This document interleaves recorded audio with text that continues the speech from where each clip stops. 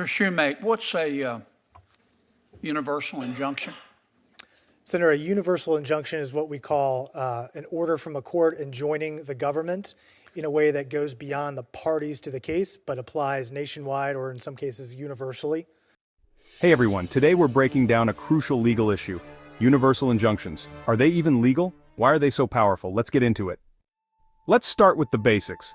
A universal injunction stops the government from enforcing a policy, not just for those in a lawsuit, but for everyone. Sounds powerful, right? Here's the catch. There's no clear legal basis for it. You might be wondering, what law allows a federal judge to issue an order affecting non-parties? The answer? There isn't one. No statutory basis for universal injunctions. No Supreme Court case grants this power. What's the United States Supreme Court opinion which interprets the Constitution in a way that allows a federal district court judge to do this? Can you name me that case? I'm not aware of one, Senator. There isn't one, is there? I'm not aware of one, Senator.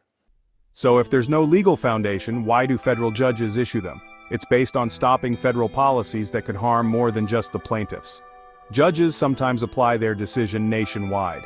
Normally, you file a class action lawsuit for a large group. But class actions have strict requirements, and not every case qualifies. So lawyers push for a universal injunction as a faster, easier way to stop a policy. How can a judge, a federal judge, issue an order that affects everybody else other than those in front of him or her? How is that possible? It shouldn't be possible, Senator, but district courts do it all the time. I think on the theory that the courts need to enjoin a federal policy from going into effect, and they often will enjoin it as nationwide, so all non-parties are protected by that injunction. This practice is known as forum shopping. Lawyers choose courts likely to give a favorable ruling. One judge can issue a nationwide order. One success can block an entire policy. Both sides of the political spectrum use this tactic. Let's look at how this has played out over time. In the 20th century, only 27 universal injunctions were issued. During Trump's first term, there were 86, a massive spike. In his second term, 30 already issued. This has become a major weapon in legal battles. The universal injunction has become a weapon against the Trump administration, has it not? Yes. And tell me again in my last 10 seconds, tell me the basis for universal injunction in Article 3. I read Article 3, which defines judicial power. Where does it mention universal injunction?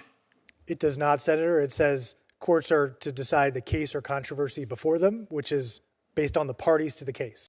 At the heart of the debate is Article 3 of the U.S. Constitution, outlining judicial power. Nowhere does it say judges can issue universal injunctions. Courts should only decide cases between specific parties, not broad rulings. So what's the fix? Congress could ban universal injunctions, requiring case-by-case rulings. For broader rulings, file a class action. So where do you stand? Should courts have the power to issue universal injunctions, or is this an overreach of judicial power?